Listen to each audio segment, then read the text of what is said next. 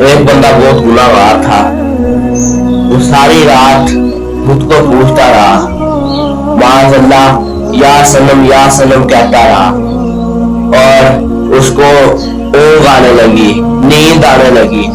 جب نیند نے اس کے دماغ پر قبضہ کر لیا تو غلطی سے اس سے یا سنم کی جگہ یا سمد نکل گیا، یعنی اے بے نیاز مالک۔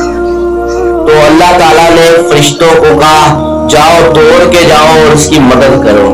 فرشتوں نے کہا، یا اللہ یہ تو بت کی پوجا کرتا ہے، تو اس کی مدد کرنے کو ہمیں کیوں کہہ رہا ہے؟ اس نے تو غلطی سے کہہ دیا یا سمجھ۔ تو اللہ تعالیٰ نے فرمایا، کیا میں نہیں جانتا؟ جب وہ جھوٹے کو پکار رہا تھا اور اب اس نے مجھے پکارا ہے، تو جھوٹے میں اور مجھ میں کیا فرق رہے گا؟ جا کے اس کی مدد کرو۔